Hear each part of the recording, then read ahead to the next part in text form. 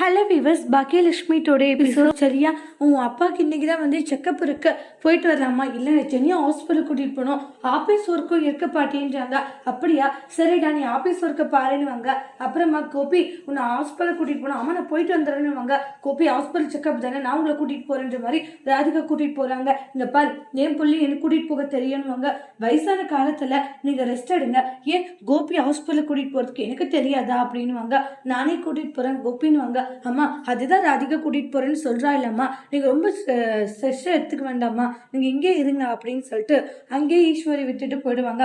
அதுக்கப்புறம் தான் பொண்டாட்டி பேச்சு கேட்டுட்டு கோபி வர வர ரொம்பவே மாறிட்டு வரானே, அவள் பேச்சு மட்டும்தான் கேட்குறான், பெத்த அம்மா பேச்சு கேட்க மாட்டேங்கிறான் அப்படின்ற ஒரு கவலை ஈஸ்வரிக்கு இருக்கு. ஈஸ்வரி அதெல்லாம் நினச்சி ரொம்பவே வருத்தப்பட்டு இருக்காங்க.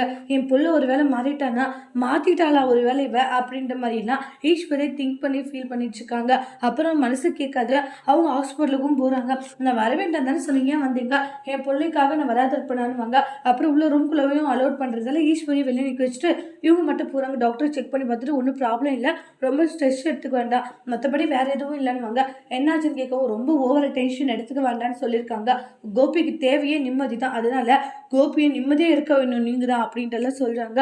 அப்போ ராதிகா சொல்கிற அந்த விஷயம் அவங்களுக்கு ரொம்பவே ஹார்ட்டிங்காக இருக்குது. கோபி அப்போ நான் உன்னை நிம்மதியாக இருக்க விடலையா? அம்மா அப்படியெல்லாம் ஒன்றும் இல்லாமல் வாங்க வீட்டுக்கு போகலான்னு சொல்லிட்டு கூட்டிகிட்டு போகிறாங்க. ஈஸ்வரி எல்லா விஷயங்களையும் யோசிச்சு ரொம்ப கவலையோடு இருந்துச்சுருக்காங்க. அப்போ பாக்கி அத்தை என்னாச்சு அத்தை, ஏன் ஒரு மாதிரி இருக்கீங்கன்னு வாங்க. ஒன்றும் இல்லை, லைட் போட்டுமா, வேக்காடாக இருக்குது, குலுக்கத்தில் படுத்துட்ருக்கீங்க, அதெல்லாம் ஒன்றும் இல்லை, லைட்டெல்லாம் ஒன்றும் வேண்டாம் அப்படின்றாங்க. அப்புறமா பாக்கிய போனதுமே கோபி வராங்க. அம்மா என்னாச்சு, ஏன் ஒரு மாதிரி இருந்துட்டுருக்கீங்க அப்படின்வாங்க. ஒன்றும் இல்லையே கோபி, அம்மா ஒரு மாதிரி டல்லாக இருக்கீங்க, என்ன ஆச்சுன்னு கேட்கவும் கோபி என்னப்பா நீ மாறிட்டியா, அந்த ராதிகா கூட சேர்ந்து என்ன இப்படியெல்லாம் பண்ணிட்டு இருக்க. அதுக்கப்புறம் அம்மா நான் அப்படியெல்லாம் உங்களை பண்ணிவிடுவேன் சொல்லுங்கள், உங்களை நான் விட்டு போயிடுவேன் நீங்கள் நினைக்கிறீங்க, அப்படியெல்லாம் விட்டு போக மாட்டேன், நீங்கள் ஓவராக யோசிக்க வேண்டாம் சரியான்றாங்க. யார் என்ன சொன்னாலும் சரி, எப்போவும் நான் உங்கள் கூட தான் இருப்பேன் அப்படின்னு கோபி சொல்கிறாங்க. டாக்டர் சொன்னது ரொம்ப ஓவர் டென்ஷன் எடுத்துக்கக்கூடாது, டிப்ரெஷனுக்குள்ளே போகக்கூடாதுன்னு சொன்னாங்க. அப்படியெல்லாம் இருந்துச்சுன்னா கண்டிப்பாக என்ன வேணுனாலும் நடக்குன்ற மாதிரி சொன்னாங்க.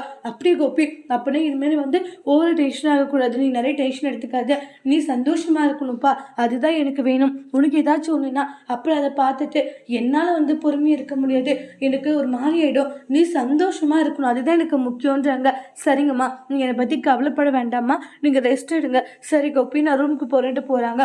அப்பா ஒன்று போனால் ஒன்று, இந்த பிரச்சனையை சமாளிக்கிறதுக்குள்ளே நம்மளுக்கு போதும் போதும் ஆகுதுன்னு சொல்லிட்டு ரொம்ப டென்ஷனாக இருக்காங்க. அதோட இந்த ப்ரெமோவை முடிச்சிருக்காங்க. தேங்க்யூ.